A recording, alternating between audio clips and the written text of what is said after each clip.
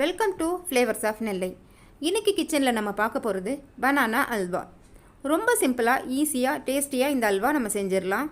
வாங்க இதுக்கு தேவையான பொருட்கள் என்னென்னு ஃபஸ்ட்டு பார்த்துடலாம். Sugar 200 gram. சுகருக்கு பதிலாக வெல்லம் கூட சேர்த்துக்கலாம். மீடியம் சைஸ் பழம் 7 அல்லது 8. நல்லா கனிஞ்ச பழமாக எடுத்துக்கோங்க, அப்போ தான் அல்வா நல்லா டேஸ்ட்டாக கிடைக்கும்.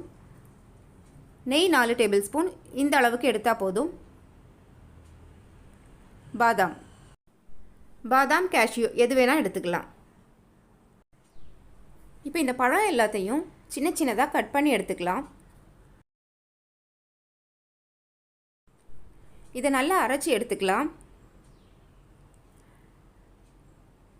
கனிஞ்ச பழம் இருந்ததுன்னா வீட்டில் யாருமே பொதுவாக சாப்பிட மாட்டாங்க. அந்த மாதிரி பழங்களை நம்ம வேஸ்ட்டாக தூர போடுறதுக்கு பதிலாக இந்த மாதிரி ஹல்வா செஞ்சு கொடுக்கலாம், ரொம்ப டேஸ்ட்டாக இருக்கும். திருநெல்வேலி பக்கம் நாட்டு வாழைப்பழம் கிடைக்கும், அதில் அல்வா செஞ்சால் ரொம்ப ரொம்ப டேஸ்ட்டாக இருக்கும். அது கிடைக்கலன்னா பரவாயில்ல, எந்த வகையான பழம் வேணாலும் நம்ம இதில் எடுத்துக்கலாம். பழம் நல்லா அரைச்சி எடுத்துட்டோம். இனி அல்வா எப்படி கிளறதுன்னு பார்க்கலாம். ஸ்டவ்வில் ஒரு கடாய் வச்சுருக்கோம். கடாய் சூடானதும் அதில் எடுத்து வச்சுருக்கிற நெய்யில் பாதி அளவுக்கு சேர்த்துக்கலாம்.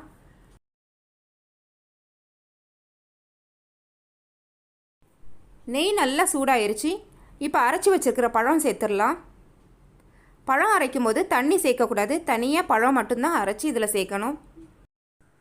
பழம் நல்லா வேகணும், அதனால ஒரு 10 அல்லது 15 நிமிஷம் இதை நல்லா கிளறி எடுத்துக்கலாம்.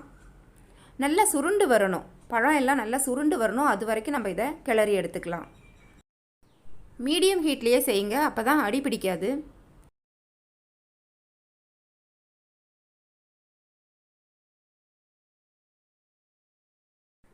நல்லா வெந்து வந்துருச்சு. இப்போ இதில் சுகர் சேர்த்துக்கலாம். சுகர் சேர்த்ததும் கொஞ்சம் வாட்டரி ஆகும். நல்லா கிளற மறுபடி திக்காக வந்துடும். இது பாத்திரத்தில் ஒட்டாமல் நல்லா சுருண்டு வர்ற வரைக்கும் கிளறி எடுத்துக்கலாம். இப்போ பார்த்திங்கன்னா அல்வா ஒயிட் கலரில் தான் இருக்கும். நல்லா கிளறி முடித்ததும் ஃபைனல் ஸ்டேஜில் டார்க் கலரில் அல்வா கிடைக்கும்.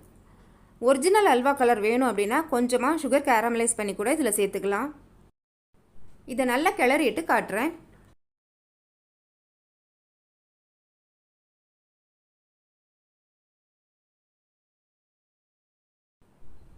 மீதம் இருக்கிற நெய் சேர்த்துக்கலாம்.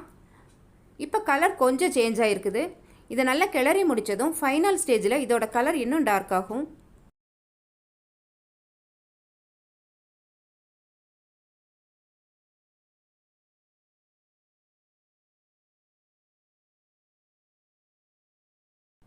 அல்வா பதம் வந்துட்டு இப்போ இதில் பாதாம் சேர்த்துக்கலாம். இந்த ஸ்டேஜ்லேயே அல்வா சாப்பிட்றதுக்கு ரெடி தான். ஆனால் நான் இதை வந்து ஸ்லைஸ் போடுறதுனால இன்னும் ஒரு 4-5 மினிட்ஸ்க்கு கிளறி எடுக்க போகிறேன்.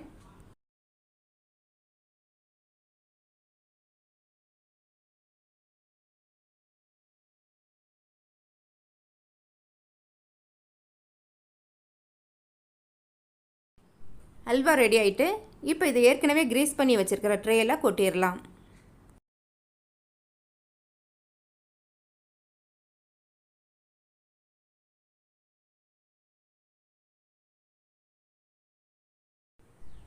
ட்ரேயில் நல்லா ஸ்ப்ரெட் பண்ணி விட்டுருங்க.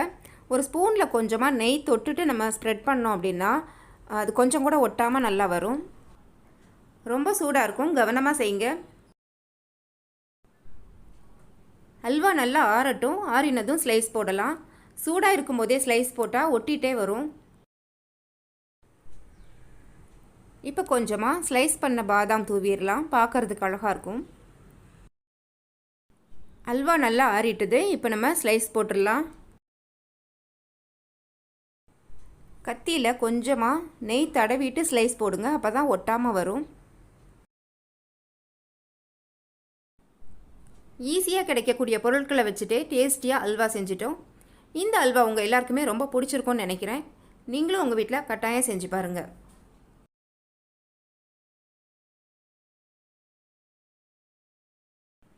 டேஸ்டியான அல்வா ரெடி. இந்த அல்வா உங்களுக்கு ரொம்ப பிடிச்சிருந்ததுன்னா உங்களோட லைக்ஸ் கமெண்ட்ஸ் எங்களுக்கு அனுப்புங்க. உங்கள் ஃப்ரெண்ட்ஸ் அண்ட் ஃபேமிலிக்கு ஷேர் பண்ணுங்கள். இது வரைக்கும் நம்ம சேனல் சப்ஸ்கிரைப் பண்ணாதவங்க மறக்காமல் சேனலை சப்ஸ்கிரைப் பண்ணிக்கோங்க. உங்கள் சப்போர்ட் எங்களுக்கு கொடுங்க. தேங்க்யூ.